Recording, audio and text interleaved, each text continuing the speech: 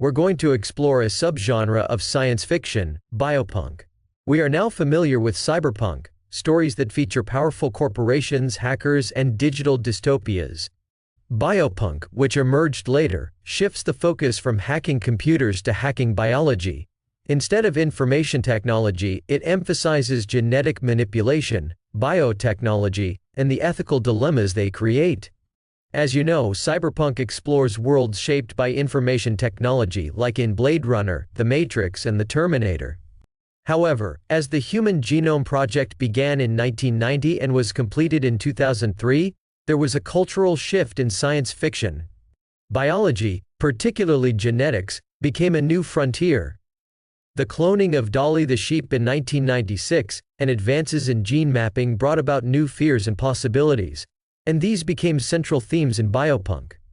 This lecture is based primarily on two texts by journalist and scholar Lars Schmenk. Both of these texts are available on Brightspace if you want to take a closer look for yourself. Biopunk is a subgenre of science fiction that examines the social, ethical, and often dystopian consequences of genetic engineering and biotechnological advancements. It's an offshoot of cyberpunk, but instead of focusing on digital or cybernetic futures, it imagines worlds where genetics and biological manipulation have become the dominant form of control.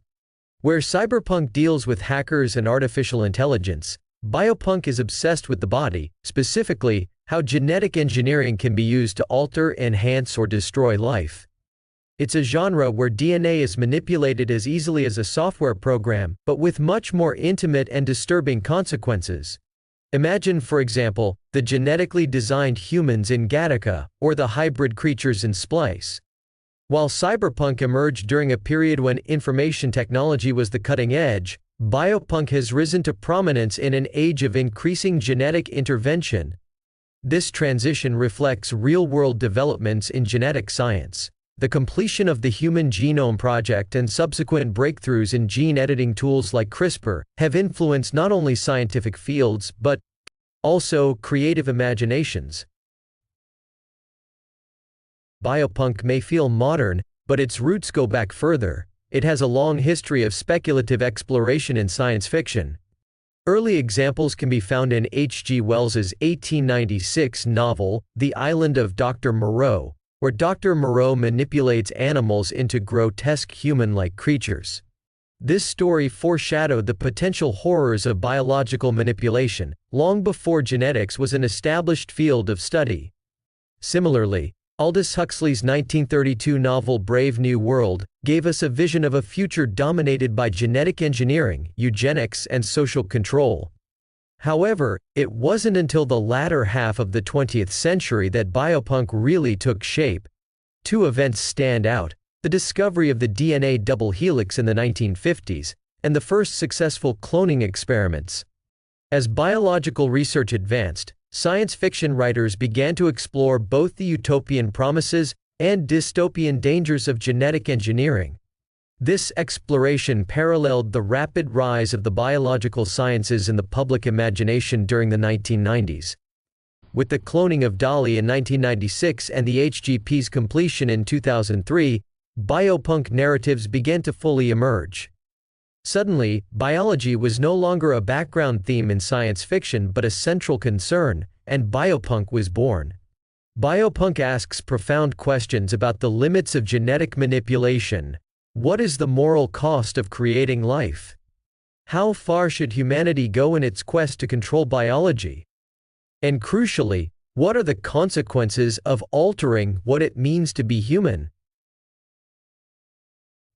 Biopunk stories revolve around three primary themes: genetic manipulation, socio-political control, and survival in a radically altered world. At its core, biopunk is about altering what it means to be human. The genre explores the consequences of creating posthumans, beings who have been genetically engineered or modified to transcend human limitations. Margaret Atwood's MaddAddam trilogy is an excellent example of this. In it, Crake, a renegade scientist, wipes out most of humanity with a bioengineered plague and creates a new species, the Crakers. These posthumans are designed to be docile, environmentally sustainable and free of human flaws. They represent a version of humanity that has been fixed by science. But the moral and ethical implications of such design are chilling. Biopunk frequently critiques the growing control of corporations over biology. Just as cyberpunk imagines powerful corporations controlling information, biopunk imagines corporations controlling life itself. In Paolo Bacigalupi's The Windup Girl, genetically modified crops and engineered life forms dominate a world ravaged by climate change. The elites use biotechnological advancements to maintain their power, while the poor suffer the consequences of genetic tampering. These narratives echo real-world concerns about patenting life, biohacking, and the ethical consequences of genetic ownership. Another key theme is survival in a world shaped by humanity's destructive environmental impact, what we now call the Anthropocene. In biopunk, genetic engineering is often seen as a tool for survival in this radically altered environment. The Windup Girl and Atwood's MaddAddam both imagine futures where genetic engineering is used to adapt to extreme environmental conditions. In some cases, this leads to posthumans who are biologically suited to the new world, like Bacigalupi's new people, who are more fit to survive than unmodified humans. This leads to a critical reflection on posthumanism, the idea that humanity can no longer be the central focus in a world shared with genetically modified organisms, artificial intelligence, and a changing ecosystem. Biopunk asks us to think about who or what will inherit the Earth after us, or whether humanity can survive the consequences of its own scientific progress.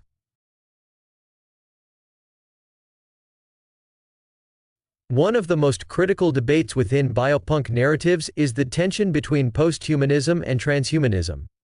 Both concepts deal with the future of humanity and its potential evolution, but they come from very different philosophical perspectives.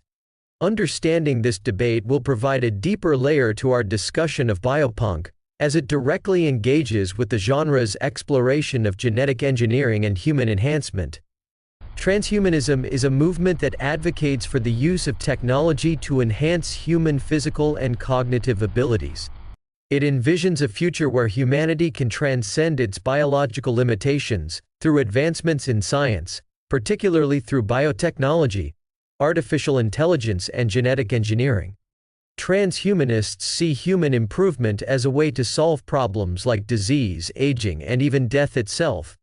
Prominent figures like Hans Moravec and Nick Bostrom champion this vision, proposing that humanity could extend its lifespan indefinitely, enhance intelligence, and even merge with machines to become a superhuman species.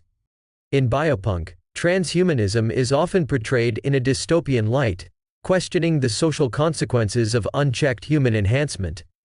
For example, in Gattaca, genetic engineering is used to create a society where people are stratified based on their genetic purity. While the film shows the potential benefits of eliminating disease and improving human capacities, it also reveals the dark side of transhumanism, a world where genetic elites thrive while natural-born humans are oppressed. This critique is common in biopunk, which often emphasizes how transhumanist goals might exacerbate existing inequalities. Posthumanism, on the other hand, takes a more critical stance towards humanism itself. It argues that the concept of the human, as a rational, autonomous being at the center of the universe, needs to be reconsidered. Posthumanism recognizes that humans are interconnected with their environment, with other species, and with technology. It challenges the notion of human exceptionalism, and emphasizes the need to decenter the human in our thinking about the future. Biopunk often aligns with posthumanism, particularly in its exploration of the ethical and philosophical questions surrounding genetic engineering. Rather than merely enhancing humanity, posthumanism in biopunk suggests that genetic modification could fundamentally change what it means to be human. It questions whether humanity has the right to alter itself and its environment to such an extent, and what the consequences of these alterations might be for both humans and non-human life. The genre imagines scenarios where genetically engineered beings, whether human-animal hybrids like those in Splice, or new posthuman species like the Krakers in Atwood's MaddAddam, force us to reconsider the boundaries of human identity. In this context, biopunk narratives often side with critical posthumanism, which stresses the ethical implications of creating new life forms, and the importance of considering these beings as more than just extensions of human will. The Krakers in MaddAddam represent an idealized version of posthumanism. They are not just genetically enhanced humans, but a fundamentally different species designed to live harmoniously with nature, free from the flaws of humanity. However, their creation also raises questions about agency and autonomy. If we create posthumans, do they have their own rights and desires, or are they merely tools for human progress?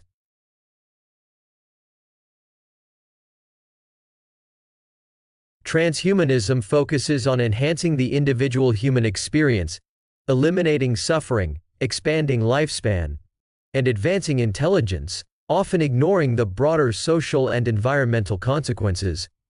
It sees technological and genetic enhancements as inherently good for advancing human potential.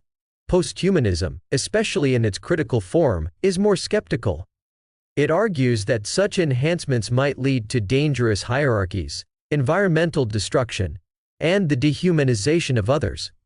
Rather than merely improving humanity, posthumanism urges us to reconsider our place within the larger web of life on Earth, and question whether we should seek dominance over other forms of life.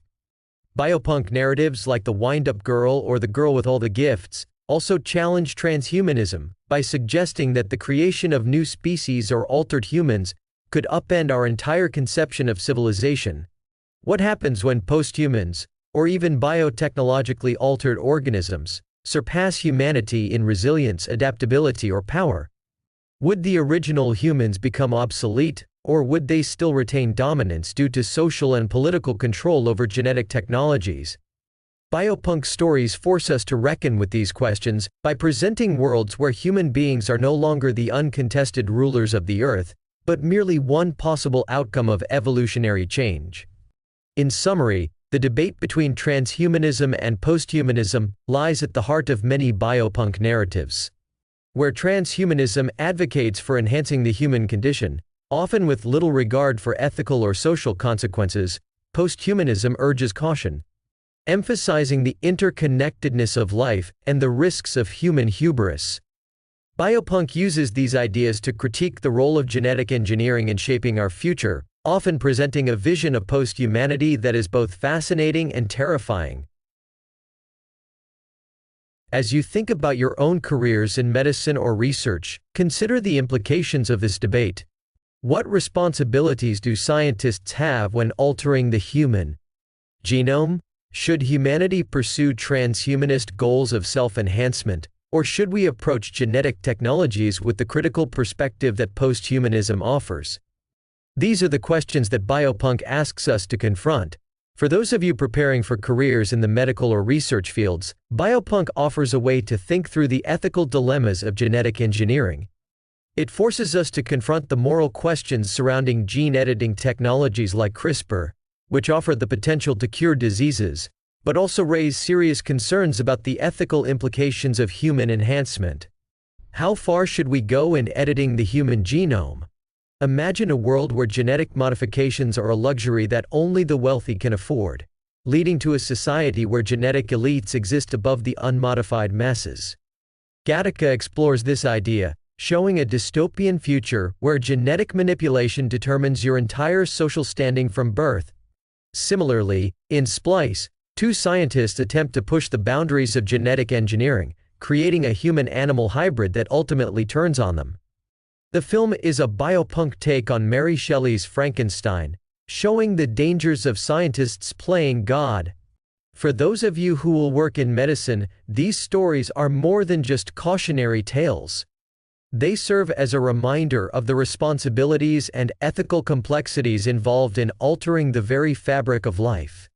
The implications of biopunk go beyond the laboratory and into questions about privacy, control, and even what it means to be human in a world where genetics is no longer fixed. In conclusion, biopunk offers a dark and fascinating exploration of humanity's future. As genetic engineering progresses in the real world, the ethical, social, and medical dilemmas that Biopunk addresses will become increasingly relevant. It challenges us to think critically about our relationship with science, our environment, and ourselves. Ultimately, Biopunk doesn't just ask us what we can do with genetic technology, it asks us what we should do.